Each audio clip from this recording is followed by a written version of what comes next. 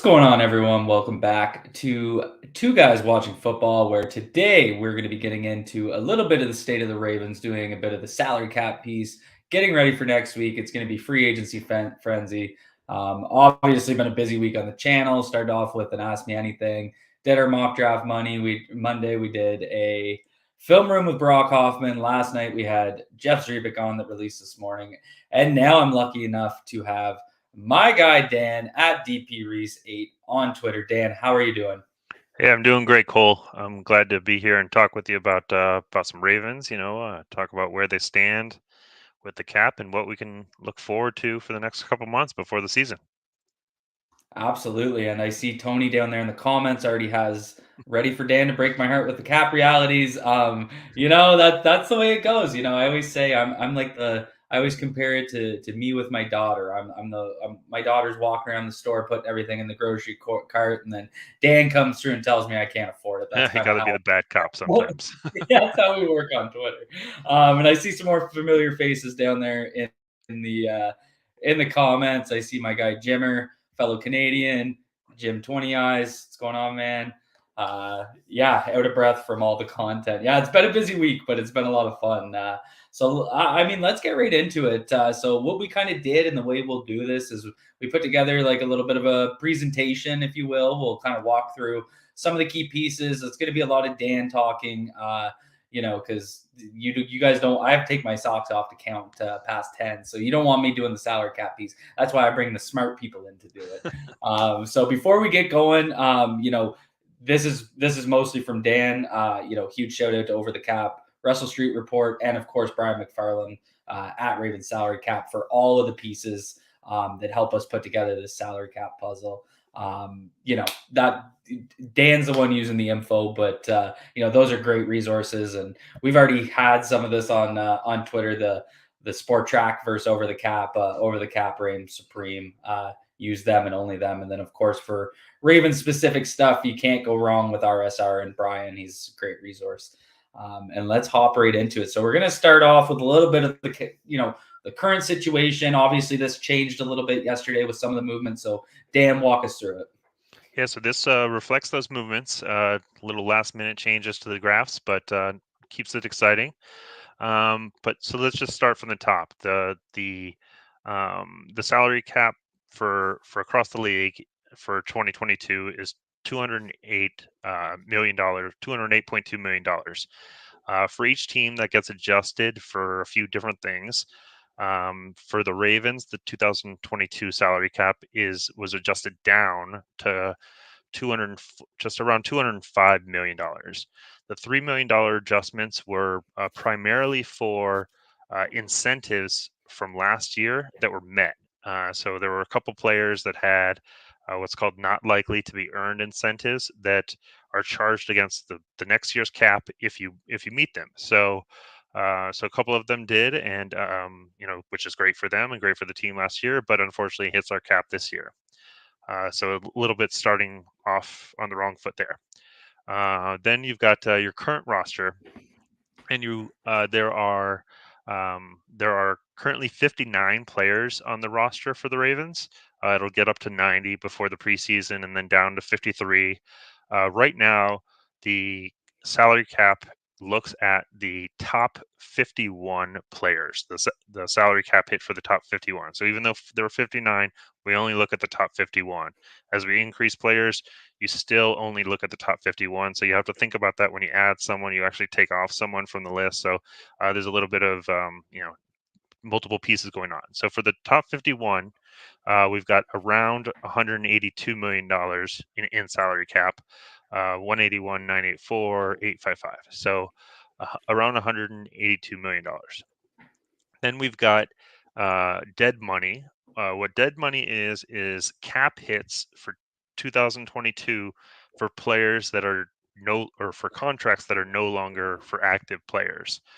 So recently, just yesterday, I guess it was, AV and Tavon Young both added a little over $3 million each to the dead money because they were cut, but still had some cap hits. What that is it's actually prorations of the signing bonus that kind of were spread across, and now that they're gone, you have to kind of accelerate those and still recognize them. So so there are still cap hits even though some players are gone. So that's what you'll hear when you talk about, or that's what it'll mean when you talk about dead money. Right now, nobody's on the IR yet. So far, so good. Knock on wood. We'll see how long that lasts, and that gets us to Yeah. 189, and with a cap of $15.6 million right now, which is it's not bad. It's I think it's probably a top half, right around the Yeah. middle, and probably top half. So Yeah, and so I mean, big thing here, I think, is that updated Ravens salary cap. That's something that I just don't think a lot of people realize. They see the 208 number and they assume, okay, 208 minus here's what we're spending, and then that the extra 3 million can make a big difference. So it's kind of good to see that laid out. But I think you're right. It's not, and we talked about it last night with Jay Z. Like it's not like the Ravens can't do anything, and that's kind of I always make fun of it on the timeline and like throw out funny gifs of being broke and whatnot. But they can make a couple moves, and Jay Z kind of said two as like they can make two decent size moves, which and that's without further adjustments, which we'll get into here a little later. But things not looking horrible from this, and so we'll kind of walk through it. So that's 15 million today. We also have to factor in, we have a draft coming up with quite a few picks. So you have to factor in the rookie class. So walk us through how that works, because I think what we're gonna eventually get to here is kind of our effective cap space, and I think that's yep. been a term that you and Brian talk about all the time, and it's really helpful for people like me that don't really get the whole thing. I think when we look more at the effective cap space, it's also going to take into account things coming down the pipeline that's going to affect how much we actually have available to spend in free agency, such as next week. So factor in the rookie class and kind of walk us through that. Yeah, absolutely. The effective salary cap is great from over the cap. Definitely recommend looking at that. It kind of gets everyone on the equal playing field. So with the rookie class with 10 picks, that's going to be a lot to sign, and all of them have various cap hits depending on where they are drafted. Generally, they're all around the minimum, but then with a little bit of a signing bonus added to it. Some a little bit above the minimum, but not much. Between the 10 picks right now, where they stand now, the class is estimated to cost $12 million. I just kind of left it round because we don't know where they're gonna trade or what, so around $12 million. But then what we were talking about before, you add these 10 people, so you actually get to take off the bottom 10 from the 51. And, I estimated that around $8 million, because they don't actually have 10 players making the league minimum of 705,000. There's actually only a handful of people making that are in the top 51. So it's actually going to be closer to $8 or $9 million when you take off the corresponding cap for the bottom, the move off of the rule of 51. So it's going to be probably like a $3 to $4 million cap hit for the rookie class, which gets us down from the 15.6 down to 11.6 million. So just important to keep that in mind when you're adding free agents, is that some of it is already spent for the more expensive rookies. Okay. And then kind of, I think next we have, yeah. So obviously, there's also some additional moves we can make, and we talked through some of them last night with Jay Z. I was trying to kind of get what he was thinking on some of them, and maybe some things that he's heard. And so, I mean, kind of take a look here. Like obviously, there's some restructures. You have Marlon Humphrey, which can save 7 million. You got Kevin Zietler, Mark Andrews, which even could see the restructure, and Nick Boyle.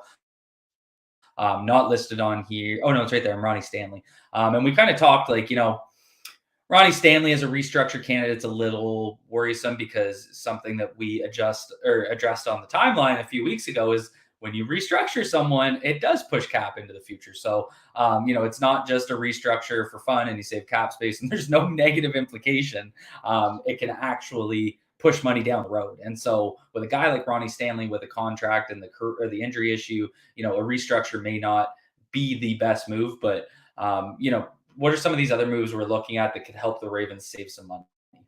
Yeah, so one thing I want to add about the Ronnie Stanley thing, and I totally agree with you. The one caveat about that is that generally it adds risk when you accelerate, the salary cap from being just or salary from being just a regular salary to a signing bonus, which is what happens with the restructure.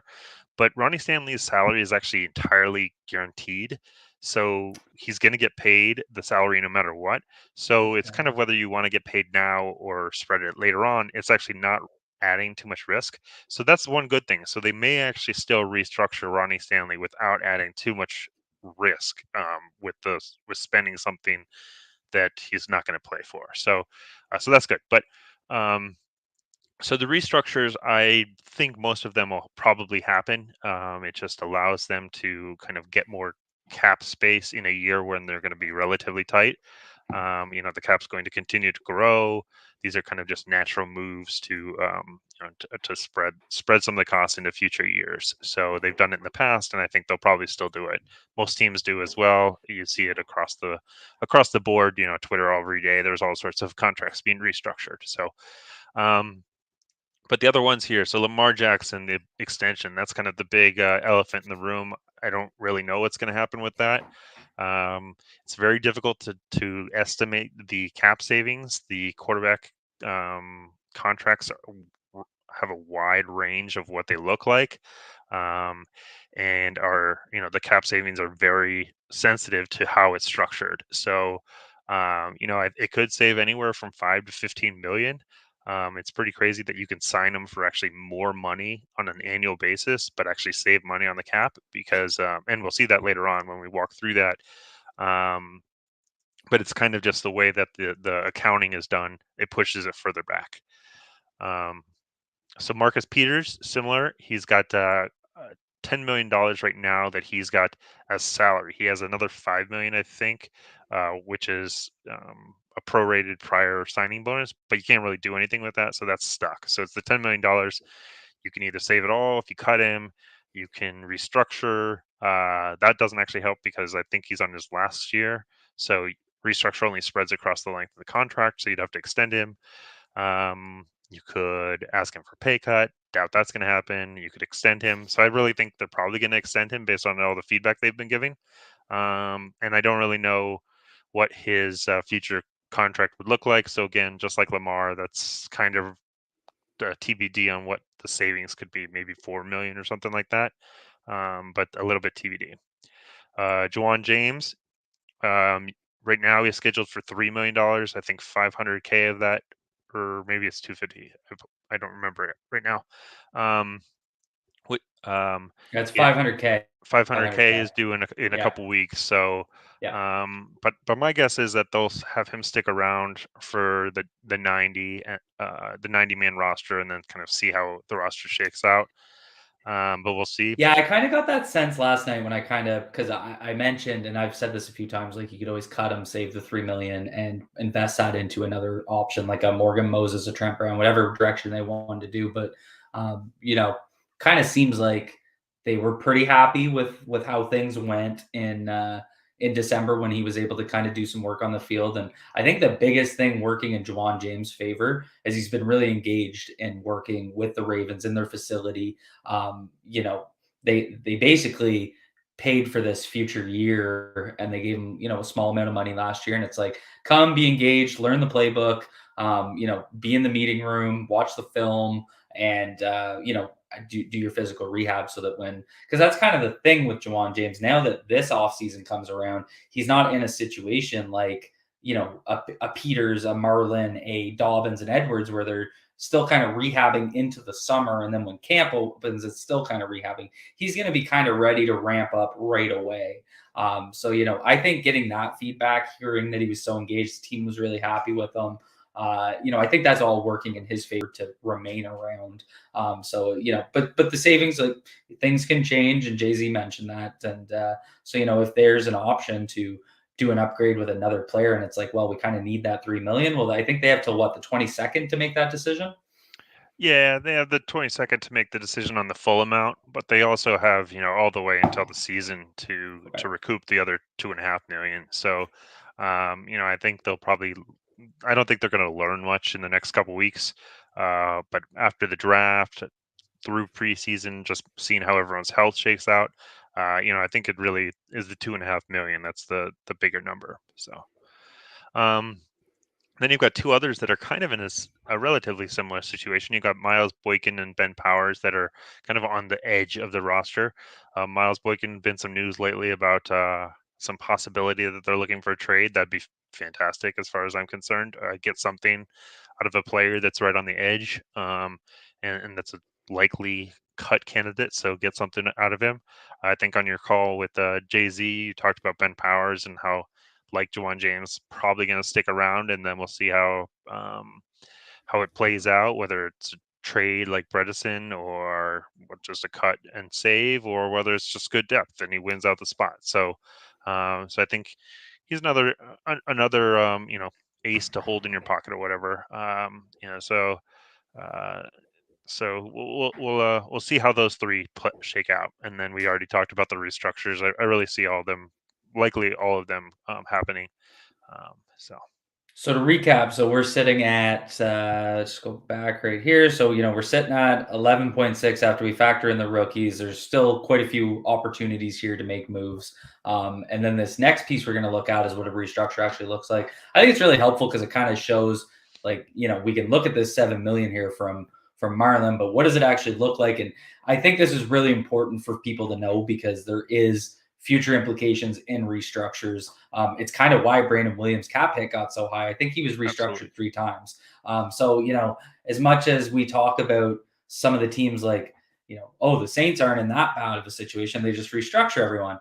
Well, yes, but it's still kicking all that money down the road. So kind of walk us through this. How can I think a restructure Marlon Humphrey is basically a guarantee. I think that's, there's not much of a discussion here. It's probably going to happen in all likelihood. So walk us through what this is going to look like. Yeah, absolutely. So this top, it's a lot of numbers, so apologize for all that. But that's where the top is where it stands right now. He's got 2022.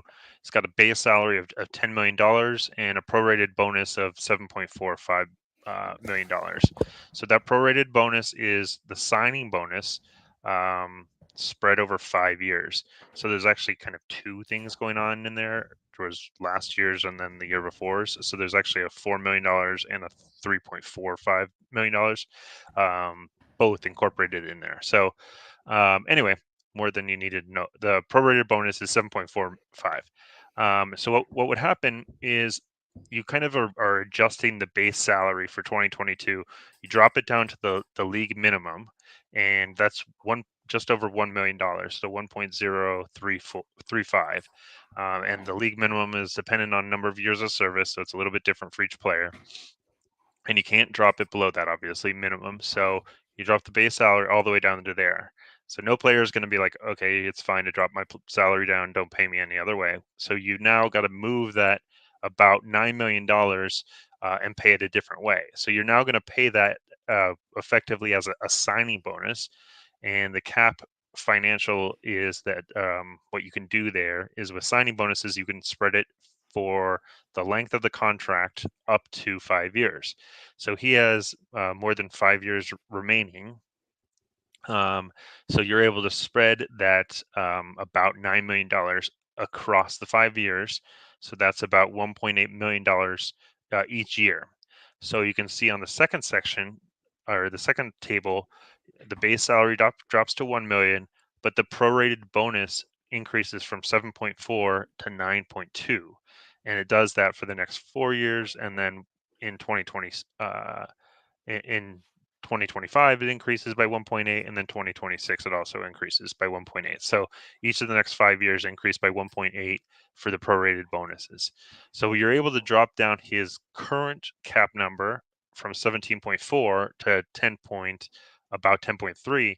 But as you can see, for the total cap number for the contract, it's still 95.3. So it's just an adjustment of when you are paying, when you are accounting for that money. Um, for the cap purposes. It's not a change in the amount you're actually paying him. It's just an adjustment in the timing of the accounting. Okay. Okay. So that, yeah, so that's great. This is really important, guys, because this is understanding the mechanics is going to help everyone kind of move forward, understand the cap, understand moves that could be made when we see stuff like, here's your simple restructures that can happen. And just know how this works, how it pushes money into the future and what it looks like mechanically. So, big appreciative on that. And then, looking at this is what it's actually going to look like. So once we factor in, so we factored in our rookie class because we know that's coming. There's no way around it. Those guys are going to impact the cap, the effective cap. Here's, like I said, Marlon Humphrey restructure is pretty much a guarantee. That brings us up to, this is an effective cap, right, of 18 million with this summary. Yeah, so this would be the adjusted cap of about $19 million, 18.8, after the rookie class and Marlon Humphrey for the rule of 51. So that's kind Okay. of where we would be looking. Yep, Okay. So 18 million, again, sitting pretty good. And absolutely. one thing I want to hit on before we move on, we had a question for something you mentioned. So Jimmy asked, Stanley's entire contract is guaranteed. Did I hear that right? So not his entire contract. His pay for 2022 is guaranteed, and I think 5 million of 2023 will become guaranteed in the next couple weeks. So only this next year is guaranteed. Um, it's if he's unable to play, they still have to pay this year and probably part of next year depending on the timing. But after that, it's not guaranteed. Okay. And then another question. I heard the max for restructure was 3 years. Is there a max or is that just the end of the contract? So it's the length of the contract or 5 years. So if you only Okay. have 2 years remaining, then you can only do it over 2 years. If you can't sign, you can't do like 10 years. If you just had a made up contract, you can only do it up to a maximum of 5. Okay. Perfect. And then the next piece is, you nailed it. It's the elephant in the room. It's we you guys heard it. No one's more plugged in than Jay-Z. Jay-Z wants to report on it. The answer situation. And Dan mentioned it. It does serve as a tool if they were able to get it done this offseason to have some cap savings. So walk us through. I know this Brian put this out, but kind of walk us through what that could look like and kind of what the contract is, and just give us the rundown. Yeah, I absolutely want to give a shout out to Brian for this. He's plugged in on all things contract, so he's a fantastic resource. So grab this from his tweet.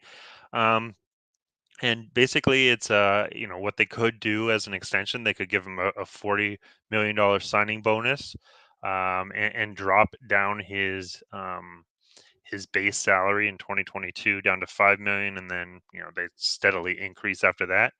But the good thing about dropping the base salary down to 5 million is the signing bonus gets prorated over the 5 years, and so it's only $8 million, and then you've got to plus that $5 million, so the cap charge would be $13 million this year compared to the $23 million, which would give you a cap savings of about $10 million this year. So this would be in the ballpark of other contracts for QBs. It would be a um, you know the way he structured it was 105 million guaranteed. So with a $40 million signing bonus. So pretty decent numbers, but it's really entirely up to Lamar what he thinks he's going to be worth, and what's fair and the type of contract he wants. So a bigger signing bonus would lead to a higher cap charge because you're just more money to spread across.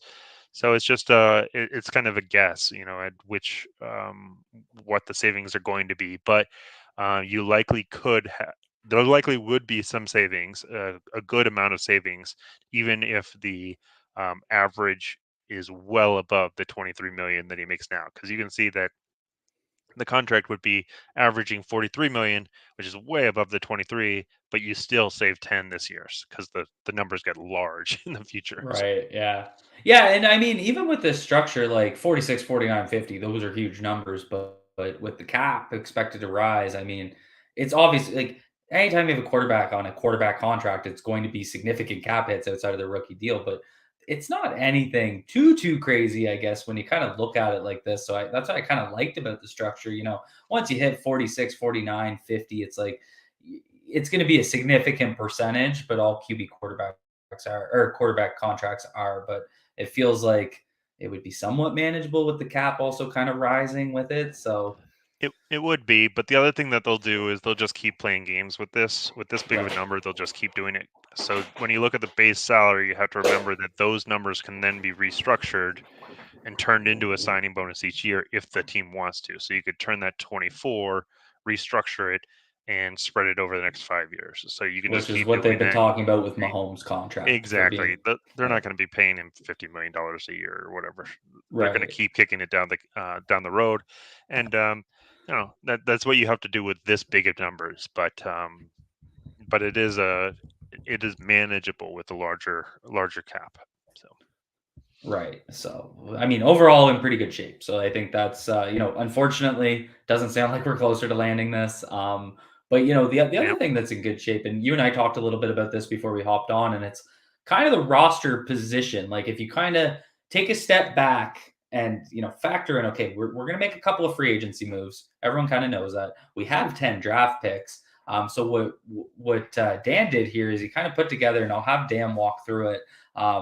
This is just kind of the state of the roster, where the holes are, where we need to address. And Dan's going to get into it. There's definitely some areas where we are very thin, but we have a lot of assets moving forward. If you factor in, two decent sized free agency pieces, plus there'll be a couple of vets here and there, plus 10 draft picks. I mean, you're talking about another 13, 14 guys coming on. So walk us through kind of the current roster by position, where are the big gaps, and where are the big holes that they'll need to fill with those assets.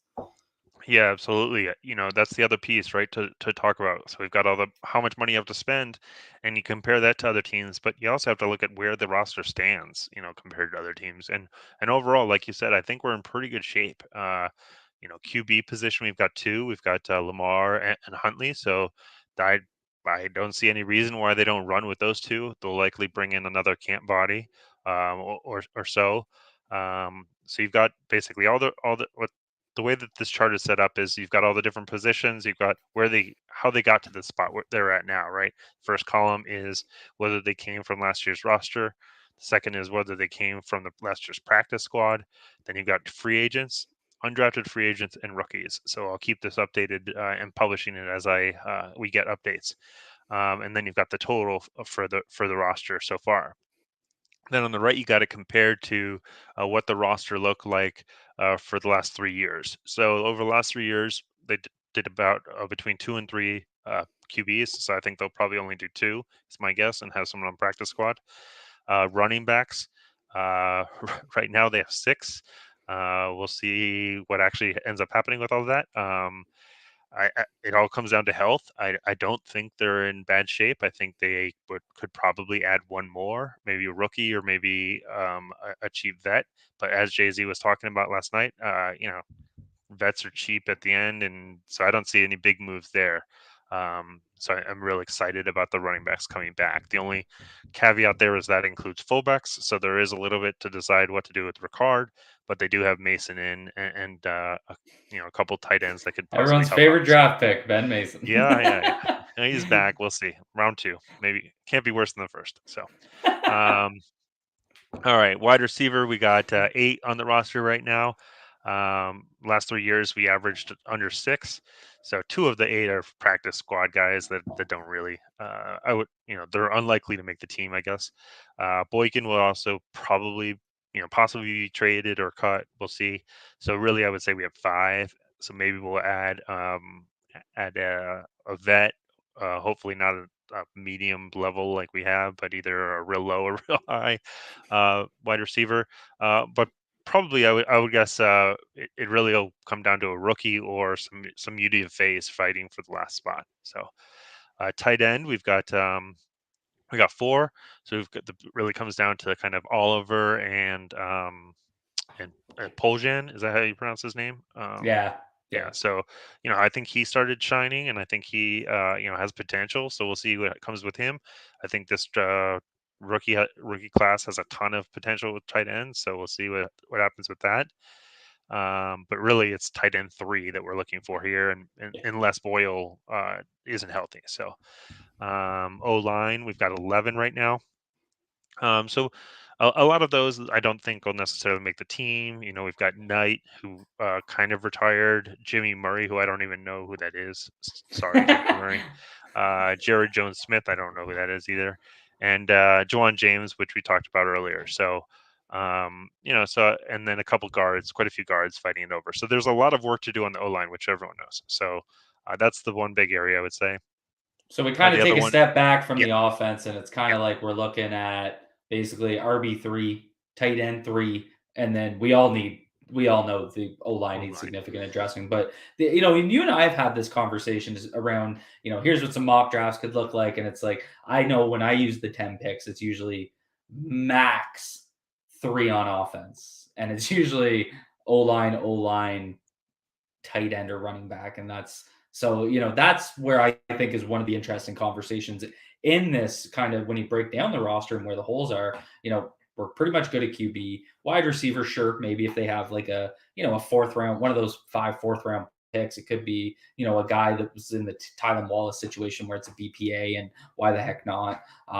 But not a huge need. And it's kind of the different part of the previous drafts where they've been so offense heavy. So I think that's one of my big takeaways from this so far is, we all know they're going to address the O line. Like you said, that 11's a little inflated because there's a few guys that probably aren't going to factor into the situation. But we also know that there needs to be some upgrades. So, some of those guys are going to come off. And O line heavy, maybe a tight end 3, maybe a running back 3, really depends on how they look at, how do they look at an Oliver? How do they look at a Poland? What do they actually think about Tyson Williams moving forward? What do they think about Nate McCrary? I just wanted to kind of provide that summary because we've talked about this quite a bit. I do expect the draft to be D heavy. And, I think now you're going to kind of get into why that might be. Yeah, absolutely. So it'll definitely be interesting because the last couple of years it's almost been straight down the middle, defense, offense. So Yeah. I do expect it to be much heavier defense this year.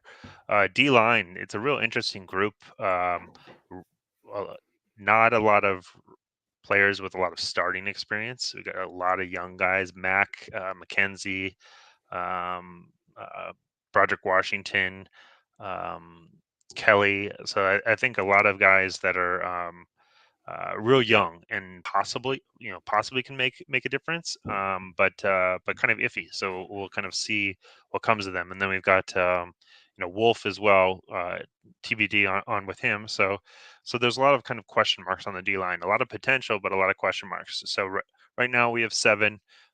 Generally keep 5. So but a lot of those 7 are question marks. So O line, this is or outside linebacker, excuse me. Outside linebacker is a big area of need. We've got 4 on the roster right now. Generally keep 5 or 6.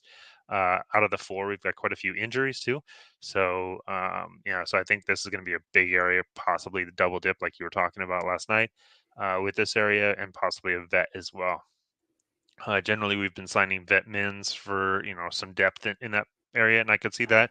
Or there's a lot of really stud free agents that I could see as well. So inside linebacker, we've got 3.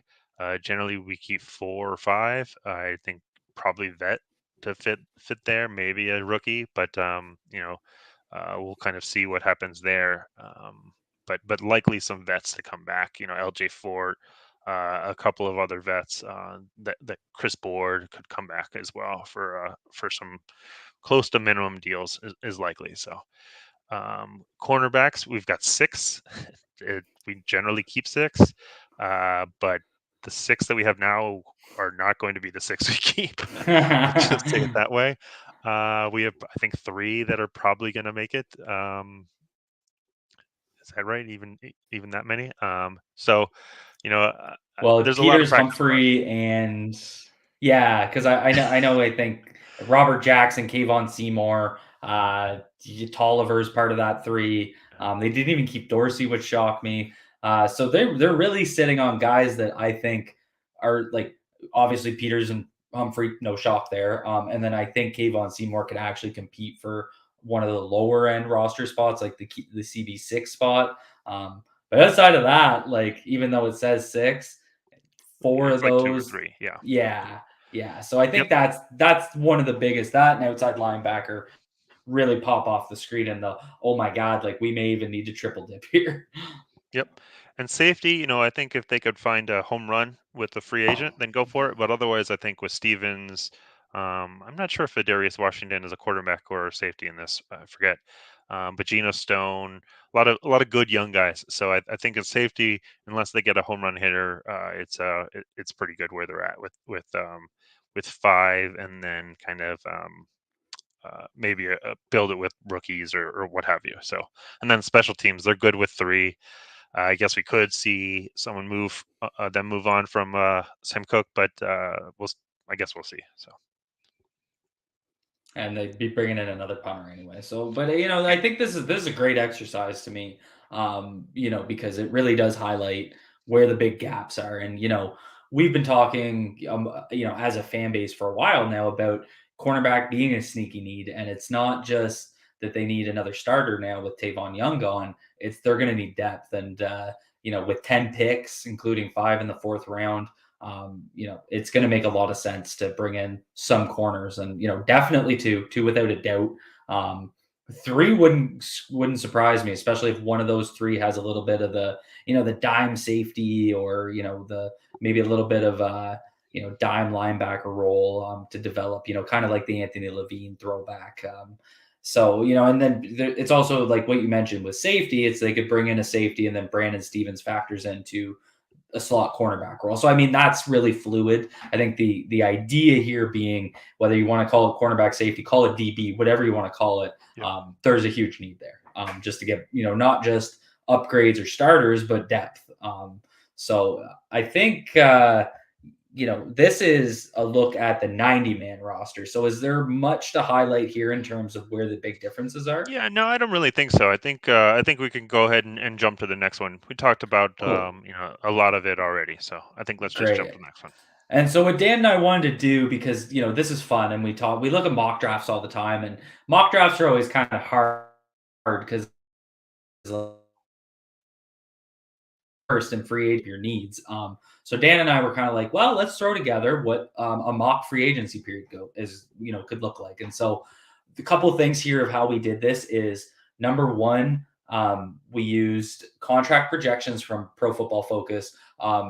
We need somewhere to start. You can look at it and say it's too little, too much. I get it. I don't know where to start. Like projections are tough. Bobby Wagner right now is being projected on PFF for 1 year, 8 million.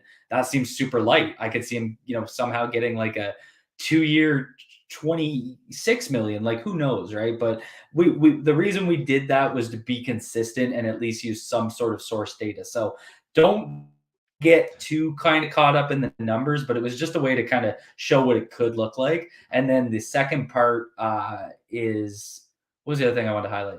Oh, these are interchangeable. So we'll pop up the first one, and so this is kind of a free agency period, and we use the effective cap space and make these roster moves and show what the cap remaining is. So I mean, if you're not feeling Tyrann Mathieu, but you see that 16.2 APY, and it's like, well, no, I don't really want Tyrann Mathieu. I want Marcus.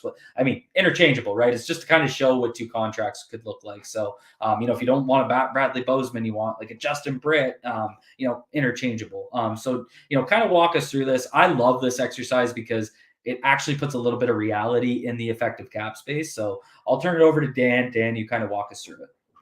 Yeah, thanks. So what we also did was we used over the caps contract tool. I forget what it's called, but it's pretty neat. You can put in the guaranteed amounts, the signing bonus, and it calculates the all of the different pieces. So shout out to them as well. So with Tyrann Mathieu, we kind of structured it based off of the length, the amount, and the guaranteed amount from PFF. So right here we've got a big signing bonus of about $24 million, but then a base salary of only $2 million. We've got a 3-year contract, so that those pieces together actually drop the cap number down to just below $10 million. So even though he's got an APY, or an average per year, of 16 million, the first year cap is only 10 million. There are a lot more aggressive ways you could do this. This is a kind of a medium aggressive level, which is where I think the Ravens have lived when it comes to contracts. So, there are ways to make this a lot more expensive or less expensive, depending on how you structure it. But this one's kind of middle of the road. So about $10 million for Tyrann Mathieu, even though $16 million of annual per year, or average per year. Bradley Bozeman, similar deal, where much smaller signing bonus, about $9 million, different type of player, and a base salary down at the minimum of just over $1 million. So 3-year contract that drops the cap down to $4 million. So even though he's got an APY of $7 million, his cap is only $4 million. So you've got a cap hit of 10 and a cap hit of 4, which you can see over on the right. Underneath the rookie class, we added those two in. And the other good thing is that those two are now part of the top 51. So you get to take 2 more guys out of the bottom 51. So that number increases, the offset increases a little bit. So you add these two kind of pretty big name players, and you still have about 6.5 million in cap. And just to kind of talk about what this reflects, is it reflects the current status plus the rookie class, the 2 additional free agents, and the restructure of Marlon Humphrey, because that's kind of a given. The other things, that we talked about, the other switches and everything like that, aren't reflected here because they're a little bit more TBD. But these ones we thought were kind of a given. So Right. so with those events, you still have $6.5 million to kind of play with. You're going to need probably about five or $10 million to go into um, the season to cover practice squad elevations, practice squad players in general, any injury replacements, things like that. So you want to keep that in mind. You don't want to drop cap remaining down to 0. You can't spend it all. But the good thing is, we talked about earlier, you've got a couple things in your pocket to hold on to, whether it's Juwan James or Boykin, or a couple other players. So you can get closer to 0 this year and still feel comfortable that you can make some changes last minute to get some cap. So Right. And so, yeah, and that's kind of how Jay Z framed it last night. Like they're gonna have these cards that they can play if they need to create that space later. So I mean, this is without some of the other restructures, and so there's even a another way they could kind of free up a little bit more money to get another vet. Maybe it's a, I don't know, Calais Campbell on a 1 year 5 million, that type of thing, depending on what he can get. So that's what I love about this exercise. It's actually putting a little bit of reality into the situation, and it shows like if they want to go get a blue chip stud free agent, and maybe it's not Tyrann Mathieu, maybe it's I don't know, take Chandler Jones just for the fun of it. They have some freedom to go do that right now. So it's not all, as much as I always say Dan rains on my parade. He doesn't actually, because this could be realistic. And here's what it can actually look like. yeah, So you can definitely see. Sorry to interrupt. So you can definitely oh see, no, like Jay Z and you talked about yesterday, 2 is definitely within the range of possibilities. You can get Tyrann Mathieu, Reddick, whatever, a big name that you want, and a pretty big name with Bozeman, and still be in decent shape. What you can't do is sign 4 guys. Like that's just not going to happen. Like right. it's I think two unless you is a good pull. number, right? Can we agree on Yep. two being a pretty? And I feel good about that. Like Uh, and I think we all should out there. Like you can get two, and even if you kind of are like, oh, this Bradley Bozeman contract's a little light. I mean, up it to 10 mil APY. You got a couple other cards in your pocket. You could still make that work.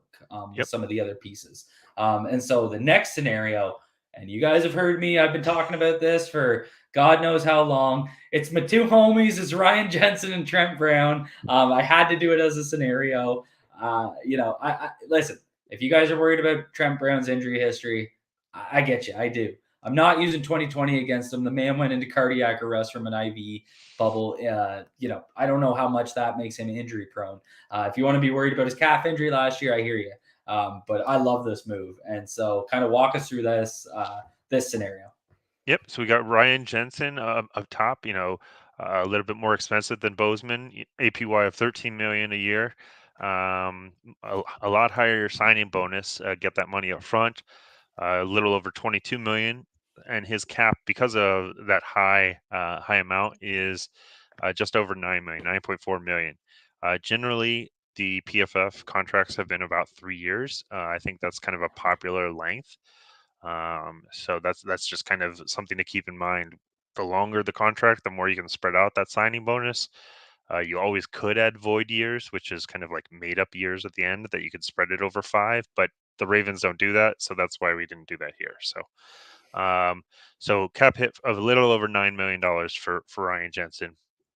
Trent Brown, shorter contract here, only 2 years, signing bonus of $8 million.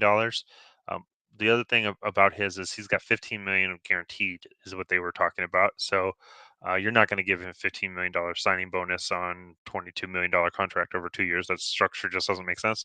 So what you'll likely do is guarantee the salaries for this year and part of next year. So and you can drop his cap all the way down to 6 million by structuring it that way. So you got the 9 and the 6, and you throw those over on the right. Again, you've got 2 more moves that you can adjust the rule of 51, and this one is a little bit more costly.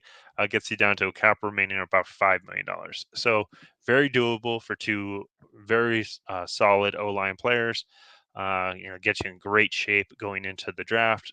Really BPA, and just kind of rock and roll with that. So I know that's what you're thinking. So. That this is the ideal to me. And again, injury considerations. I hear you. I hear you. I've listened to you.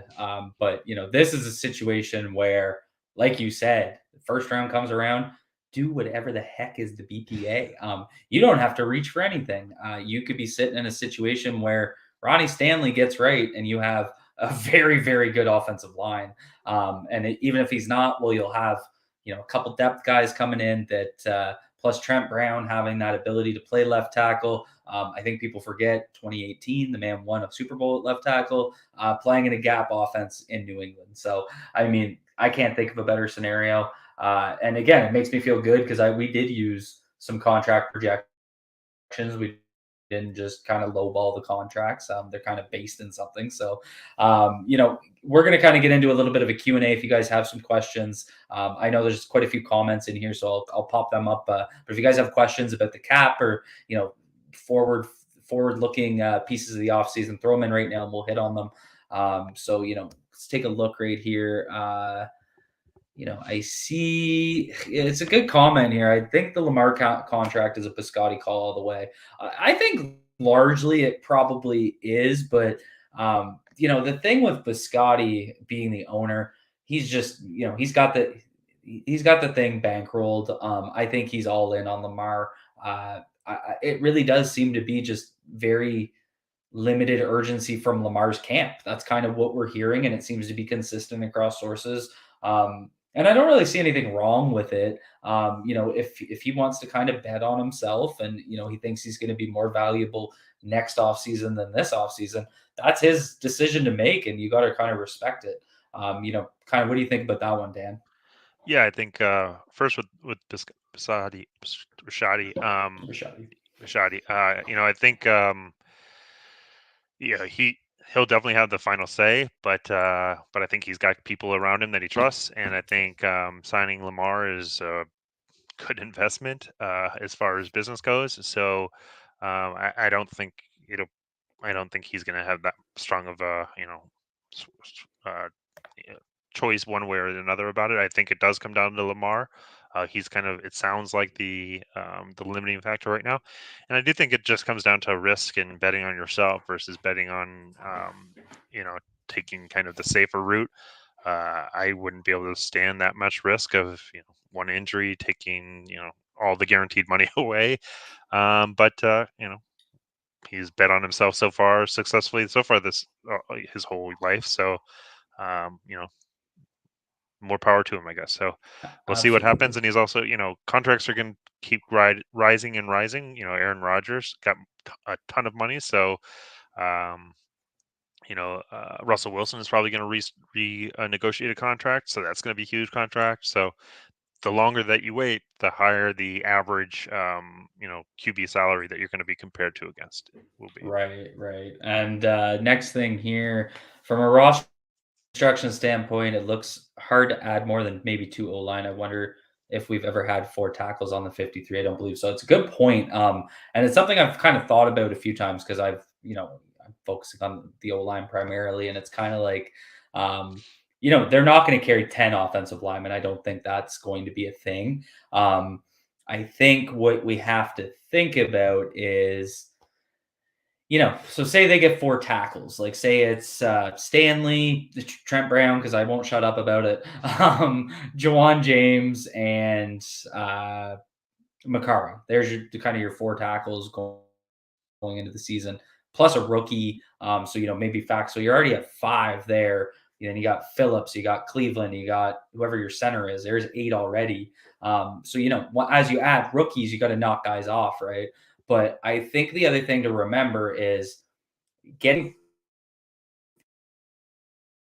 this with everybody healthy may not be the most feasible thing, starting with even Ronnie Stanley. Will he be ready week one? Is he going to start on PUP and on IR to return and that sort of situation? So I do think that's a good point because I've seen mock drafts where, kind of three offensive linemen are picked. It's like two tackles and a center. And it's like, even I haven't been doing that because I just don't think it's the route they're going to go. I think they're going to go with two. And I think, it may push a guy like Cologne. Like if their second guy is a center guy or a guard center, it may push Cologne back to practice squad where he's kind of been a little bit throughout his career and he's kind of been fine there. So I think that's kind of how I look at it. I do think three is a little much. I could definitely see two, even if they add a free agent. And then there's also the option where if they kind of get up to the point in camp, you could see someone cut or traded. And we had this issue in terms of a guard overload last year with, they had like Zietler came in and kind of solidified right guard, but they had four guys competing for left guard. And what they do, they traded Bredesen because they were able to get something for him. So that's always going to factor into this picture as well. Anything to add there, Dan? Yeah, I think the other thing to think about is McCary, his versatility. So, he may be called a tackle, but hopefully, we've got depth. He'll be a depth piece and then can kind of be a general depth piece. Um, but yeah, I think Stanley starting off of PUP or something like that, starting off of on IR is likely. He talked to Jay Z last night about him not rushing it this year, so that's definitely a possibility. So, but yeah, I think it's gonna depends what they're able to do in free agency, what direction they go, and how they end up. That'll kind of lead to what they do in the draft, I think.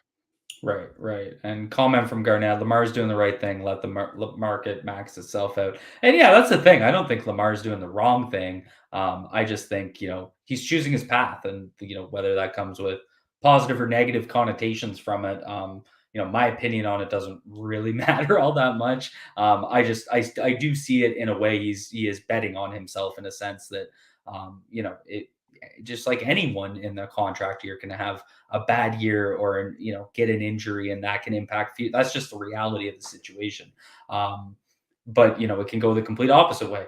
Look at Joe Flacco. There's no better case in terms of betting on yourself and having a positive outcome than the Joe Flacco contract. So, and then a question here, and I looked this one up. For some reason, he's not in PFF's database, which again, I use because PFF puts out contract projections for most free agents. So it's kind of a consistent. So what's Averett's projected contract? So they don't have him in here. unless he's in one of their ranking articles. Do you have any idea? Kind of, have you seen anything on Averett? Uh, no, I haven't. And I believe that they do the top 250 or top 300. So I think that kind of talks about where they see him in their free agent pool. He's not even in the Um, top 200. Damn, yeah. So, poor guy. yeah, and I think a lot of it is, well, there's a lot of positions, a lot of free agents, right? There's only so much money to go around, a lot of young, really talented rookies that are cheap. So, it's really difficult to pay a lot of money for a backup, a non-starting defensive back. So, especially if they're kind of middle of the road, like you can get a veteran for veteran minimum, or you can get a really young guy. And are they that much different than kind of a backup, an above average backup? I think it's a good place to kind of um, be cheap, and you have to find spots on your roster, right, to be cheap, to try and save. And backup um, cornerback is probably, even though the Ravens last year showed how dangerous that can be, but you've got to find some places. And I think a lot of teams will go either veteran minimum or rookies to do the backup cornerback role. Right, right. And yeah, so with Aver for me, I mean, he could be in a situation where he signs like a 1 year, 3 million, 2 million, one of those kind of let me get some reps. Maybe he sees them going with a bunch of young corners and he may see an opportunity like, you know, I can be part of that starting three and get some games under my belt. I'll take a little bit less here, stay in a defense I already kind of am used to, stay in an organization I already know. I think that's kind of what Jay Z was teasing out a little bit last week. Like, don't sleep on him coming back on a cheaper deal. I mean, it's not going to be like a 2 year 10 million. I can't see that. That would seem a little crazy to me. But I could see it being a 1 year cheaper deal, or maybe like 2 year 8 million with a 3 mil and a 5 mil cap hit. That kind of I floated that idea in my head, and I could see the Ravens maybe going for that because it's going to give them some sort of continuity where we're talking about like they really only have two, maybe three guys on the roster right now, which is scary. So I think that's one way of looking at that. And then question for Dan. So do you think EDC will be willing to break his own rule about pushing money down the road in order to obtain blue chip talents? Well, I think he gets a bad rap in that he doesn't do it. He does it plenty. He did it with, the Ravens have done it for a while with, Brandon Williams, and they restructured pretty much everyone they could last year, like literally everyone. They had no more switches to flip. That's why they couldn't sign anybody mid-year. They just didn't have any way to create any more cap by restructuring. So, that's where they've gotten in a lot of Marlin and Stanley's money is already from previous restructures. They do it a lot. What they don't do is, or haven't done in the past, is add void years, which are kind of fake years at the end, just to spread it further out. I haven't seen them do that, and I don't see them doing it. I don't. Nothing they've done or said has leads me to believe that they'll do something else. But I do think they'll continue to restructure when it makes sense. Right, right. And I think, that's kind of what we're expecting this offseason with some of those moves that we like, I mean, in terms of those restructures, I think it was off the top of my head like a 12-ish million dollars that they can create, just from pushing that, because again, that money now pushes into the future. So it's all part of it. With the void year thing, I just don't doing it. And I'm not sure necessarily if they should. It really depends. Like I feel pretty comfortable with the two guy approach. Like I really do feel good about that. If they line, they add a couple playmakers on defense, I feel pretty good about that outcome. Just to get back to, do we even have the slightest of worries that Lamar just doesn't want to be in Baltimore long term, or do we think it's him betting on himself?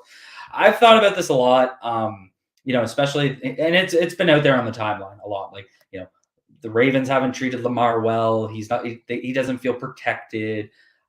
I just don't agree with that. I don't think that they haven't built around him. I think they've flooded their offense with, attempts at playmakers. They just chose to do it through the draft, which they did with 6 wide receiver draft picks in a 3-year span, 2 first round picks. So I mean, if you disagree with it, they should have signed, and basically what they did. And I know Spencer Schultz has hit on this on Twitter.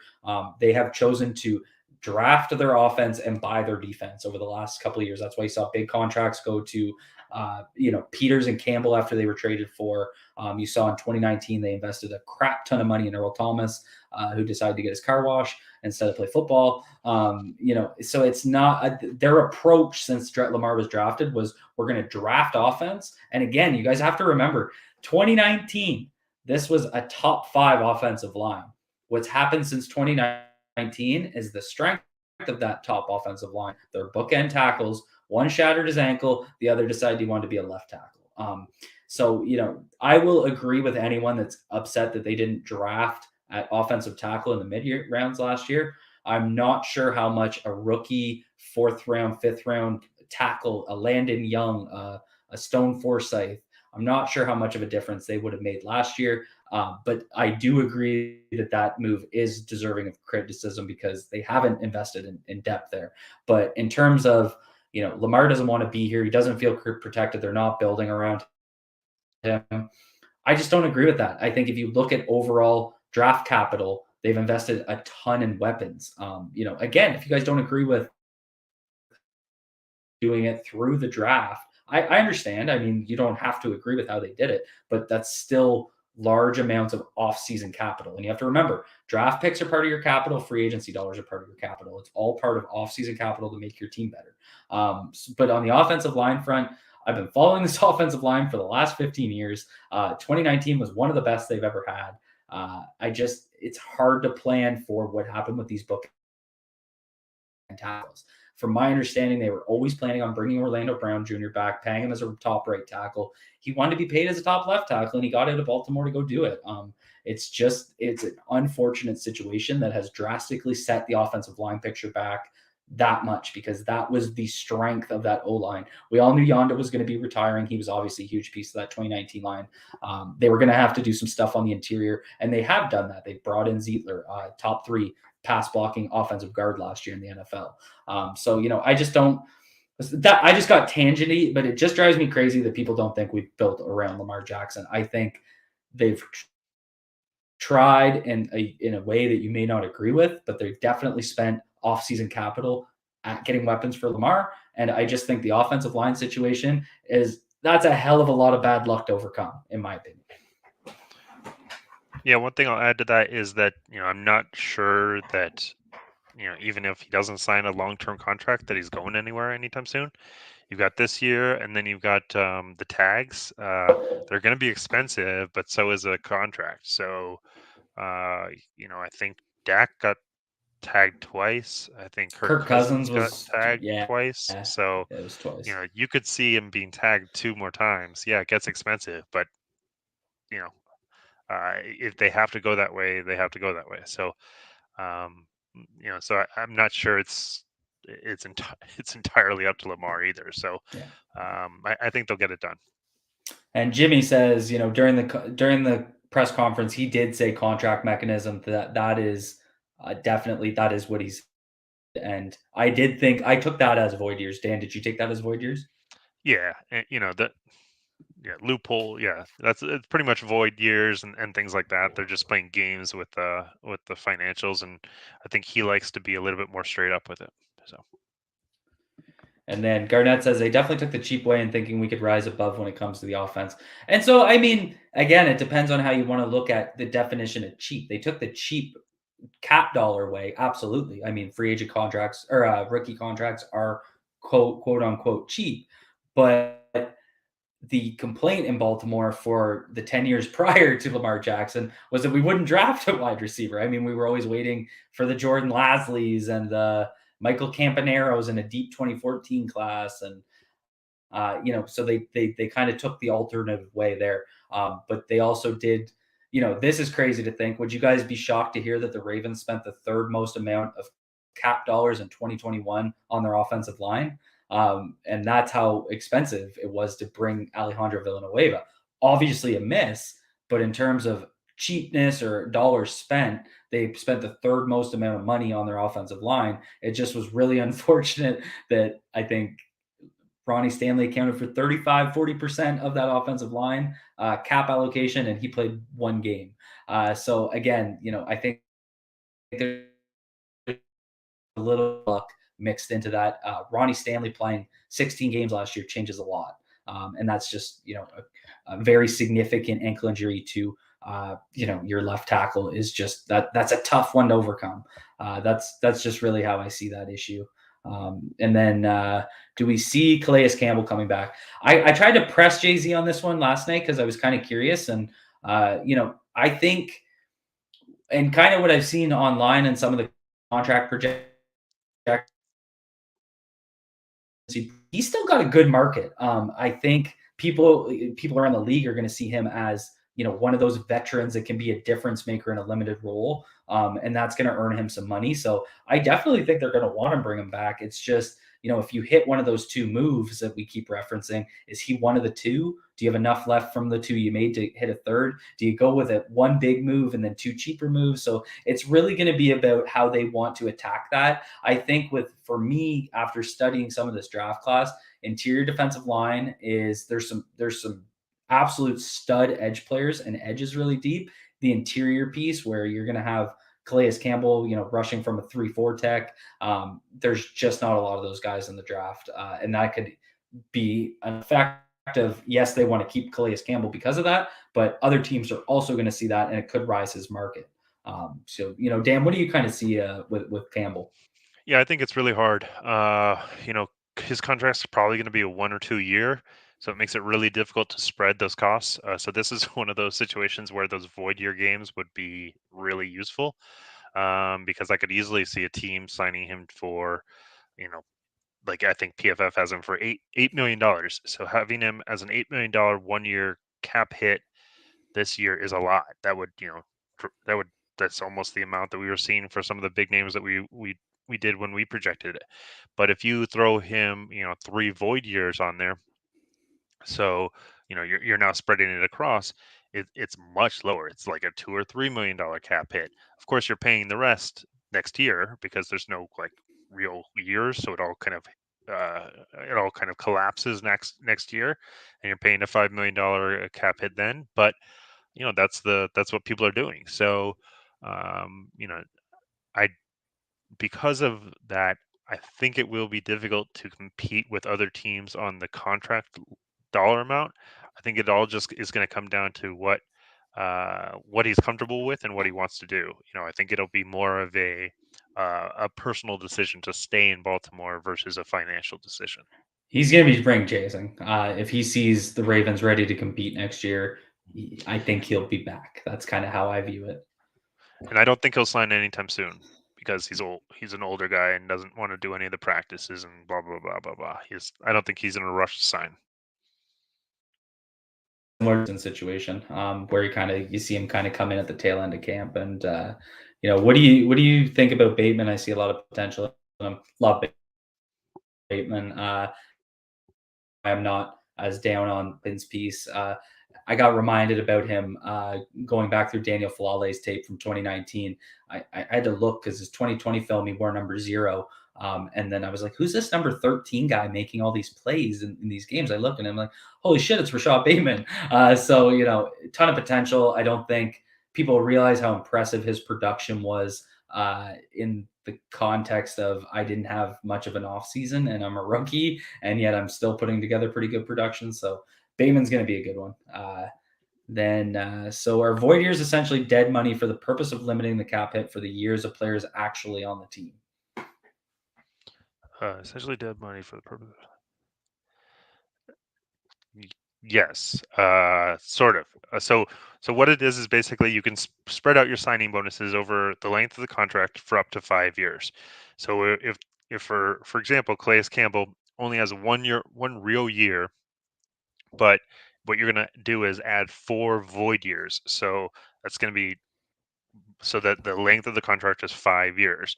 That way you can spread the signing bonus over all 5 years, and it's a smaller cap hit on the first year.